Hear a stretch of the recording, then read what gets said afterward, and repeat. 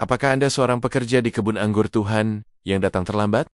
Hari yang diberkati untuk kita semua. Ini adalah pertanyaan refleksi kita untuk hari ini.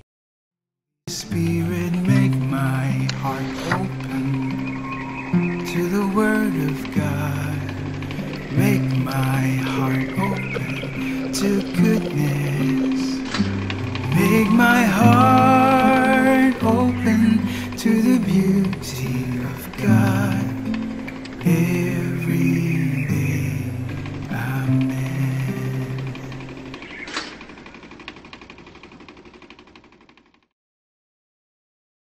Mighty Girtaner lahir dalam keluarga musisi dan sudah memberikan konser piano pertamanya saat ia baru berusia 9 tahun. Ia kemudian berkata, "Sejak kecil, aku tahu jalanku sudah ditentukan. Aku ditakdirkan menjadi pianis. Musik adalah hidupku." Ketika tentara Hitler menduduki Paris pada tahun 1940, Girtaner menjadi mata-mata yang membantu perlawanan Prancis. Sambil mengumpulkan informasi intelijen, ia juga memberikan resital piano bagi para elit Nazi yang saat itu menduduki Prancis. Sayangnya, ia ditangkap pada Oktober tahun 1943, ditahan dan disiksa oleh seorang Nazi fanatik bernama Dr. Leo. Ia berkata pada Mighty bahwa informasinya dapat membuatnya naik ke puncak tentara pendudukan Nazi, dan ia bersedia melakukan cara apapun untuk mencapai hal itu. Dalam proses itu, ia merusak sistem saraf pusat Mighty. Dan seumur hidupnya, Mighty hidup dalam penderitaan kronis. Penyiksaan yang dialaminya karena ambisi seorang pejabat Nazi telah membatasi kemampuannya bergerak. Ia tak akan pernah bisa lagi memainkan piano, membangun keluarganya sendiri, atau merasakan kehidupan normal selamanya. Meski demikian, ia memilih untuk berpegang teguh pada iman Katoliknya dengan menjadi anggota Ordo Ketiga Dominikan. Dalam sebuah surat kepada temannya, ia berkata, "Aku tidak akan menjadikan hidupku sebagai sebuah tragedi."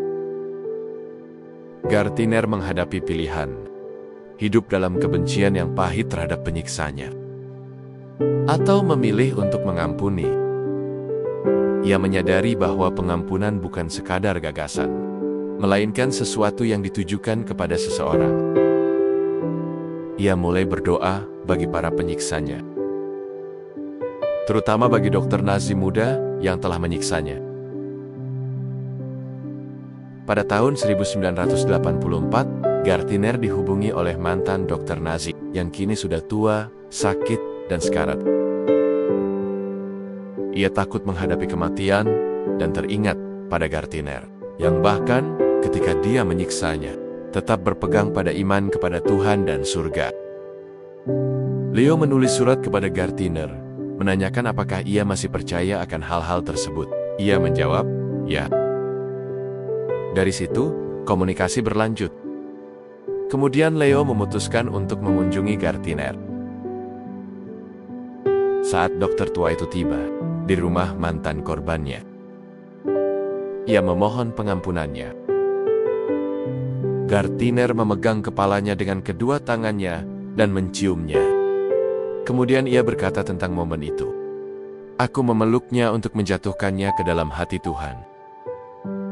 Dan ketika aku melakukannya, ia berbisik, 'Ampunilah aku.'" Dalam perjumpaan itu, doa-doa Mighty Girtaner, korban ambisi Leo, terjawab dengan cara yang ajaib. Ia telah berdoa selama 40 tahun. Dan saat itu, ia tahu bahwa dirinya akhirnya bebas. Dalam bacaan Injil hari ini, Yesus berbicara tentang kerajaan surga yang diibaratkan seperti seorang tuan tanah yang dari pagi hingga senja merekrut para pekerja untuk bekerja di kebun anggurnya. Ia memanggil siapa saja yang bisa ia temukan di berbagai jam sepanjang hari, dan ia membayar mereka sesuai dengan upah yang telah disepakati, bahkan bagi mereka yang baru datang di penghujung hari. Sekilas, kita mungkin berpihak pada para pengeluh dalam perumpamaan itu. Namun, Bila kita setuju dengan mereka, berarti pikiran kita masih pikiran manusia, bukan pikiran Tuhan. Kadang-kadang, kita bisa saja bersikap seperti para pekerja dalam perumpamaan Yesus, atau seperti Dr. Leo sang Nazi, mengeluh, berencana licik, menyakiti orang lain, hanya demi ambisi dan keuntungan diri sendiri. Namun, pada akhirnya, kita harus belajar tentang sifat keadilan Tuhan, dan sia-sianya rencana egois kita. Dan kita hanya bisa berharap menerima belas kasih-Nya, sebelum semuanya terlambat. Tanpa terkecuali, Ia memberi kasih naya kepada semua yang mencarinya, entah sejak awal maupun di akhir. Tuhan mendasarkan keadilan-Nya pada kebutuhan kita, dan bukan pada apa yang menurut kita pantas. Semoga kita tidak pernah melupakan kebenaran ini, terutama saat ego kita menguasai diri kita. Semoga kita bisa menjadi seperti Mighty Gartinet, sehingga sebagaimana Bapa Surgawi mengampuni kita atas pelanggaran kita, semoga kita mendapat rahmat untuk mengampuni mereka yang bersalah kepada kita. Marilah kita berdoa dalam nama Bapa, Putra, dan Roh Kudus. Amin. Bapa kami yang di surga, aku memuji-Mu ya Tuhan, atas keadilan dan belas kasih-Mu. Bantu aku untuk memilih tanpa pamrih daripada egois. Berkatilah aku dengan kesempatan untuk membawa damai dan Roh-Mu kepada saudari-saudari yang tersesat dalam keluarga-Mu di dunia ini. Amin. Dalam nama Bapa, Putra, dan Roh Kudus. Amin. Tuhan memberkati keluarga Anda, saudara-saudari. Tuhan memberkati Couples for Christ dan iman Katolik kita.